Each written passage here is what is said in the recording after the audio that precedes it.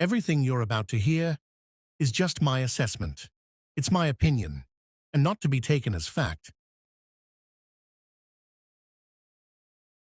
A thorough and condemning assessment on episodes of Truth Be Told, hosted by Mary Ann with Garrett May. Mary Ann and Garrett May's two-part series of Idolatry in America on Truth Be Told is nothing short of a blistering and unrelenting exposure of Rod Parsley's hypocrisy, the idolatrous culture in his ministry, and the corruption that festers within the modern church's celebrity-driven ecosystem.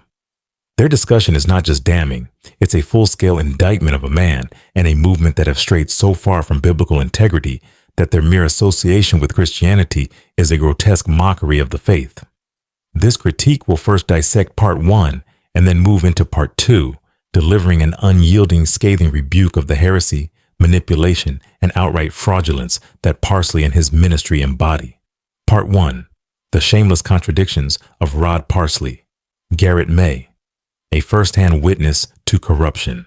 Garrett May is not some random bystander throwing stones from the outside. He is an insider, someone who has personally worked for Rod Parsley, seen the deception up close, and lived under the oppressive, exploitative system that Parsley has built. His background at World Harvest Bible College, now Valor Christian College, and his direct interactions with Parsley's ministry make him an invaluable whistleblower against the monstrous perversions of faith happening behind closed doors. From the very beginning, May makes it clear Parsley's book, Idolatry in America, is a farce. It is a self-serving, ghost-written abomination that dares to speak against the very sins that Parsley himself has committed for decades. The hypocrisy here is so blatant that it defies belief, as Parsley's own actions render his so-called warnings against idolatry laughable, if not utterly revolting. The fraud of Idolatry in America. Ghost-written lies. Mary Ann and Garrett take the necessary step of calling out the ghostwriting that is endemic in Parsley's literary career. They rightly mock the absurdity of him having authored over 70 books, pointing out the sheer impossibility of such a feat. Let's be honest, Parsley did not write these books. These are mass-produced, doctrinally bankrupt cash grabs designed to fool his audience into believing he has divine wisdom. Even worse, the ghostwriters remain uncredited, meaning that Parsley is taking credit for someone else's work while preaching against dishonesty. This level of deception should disqualify him from any moral or spiritual authority in the eyes of anyone with a functioning conscience. Rod Parsley, the epitome of celebrity idolatry. The most ironic part of this entire discussion is how Parsley decries celebrity worship in his book, yet embodies it more than almost any preacher alive today. Mary Ann and Garrett rip apart the financially exploitative nature of his ministry, highlighting the grotesque commercialization of faith. Parsley has peddled 100 Bibles signed by him, overpriced religious trinkets and gimmicks, prophetic prayer cloths and oils, merchandising his ministry like a for-profit business, and yet he dares to act like he's warning the church against idolatry? The man is a living contradiction, a carnival barker wrapped in theological jargon. Contradictions between teaching and lifestyle. Mary Ann and Garrett lay out devastating examples of how Parsley's personal lifestyle completely invalidates his message. The book Idolatry in America talks about the dangers of materialism and worshiping wealth, yet Parsley lives in luxury, demands high-priced offerings from his congregation, manipulates donors with false promises of financial blessing, allows his daughter Ashton to live a lavish, entitled lifestyle off church funds. The most laughable moment comes when Parsley claims that modern preachers are nothing but pulpit jockeys and performers rather than true men of God, yet this is exactly what he is. The infamous video of him zip-lining into a church service for money is peak televangelist absurdity.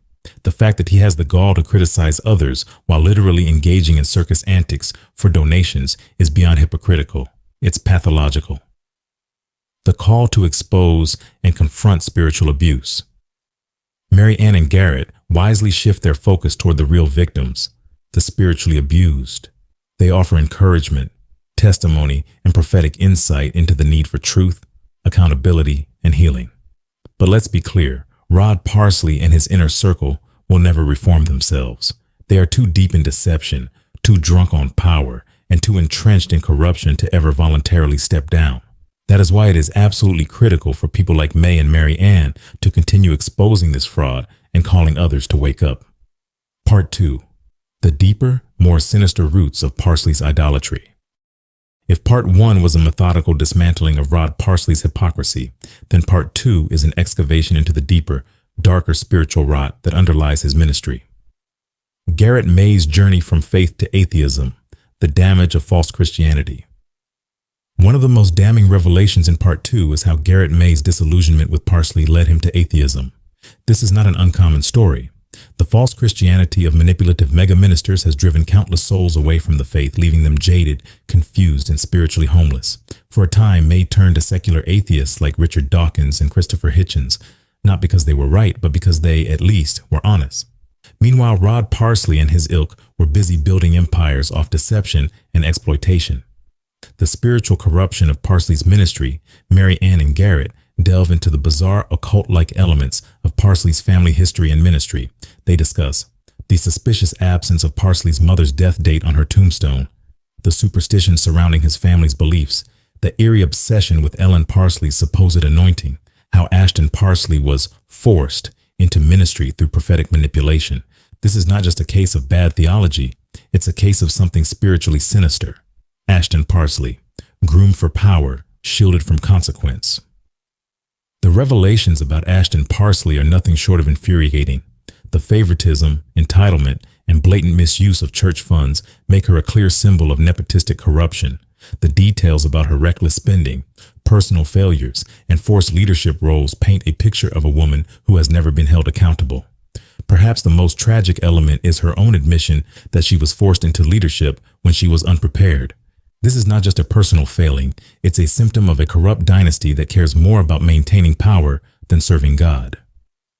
Final condemnation. Rod Parsley's ministry is a fraudulent cult of personality.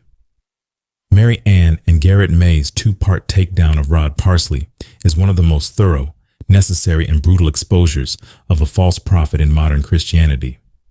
The book Idolatry in America is a hypocritical joke. Written by a man who embodies everything he claims to denounce. Parsley is a fraud, a deceiver, and a spiritual predator. His ministry is built on manipulation, greed, and lies. May and Mary Ann have done a phenomenal job bringing these truths to light, and anyone who continues to support Parsley after this is willfully blind.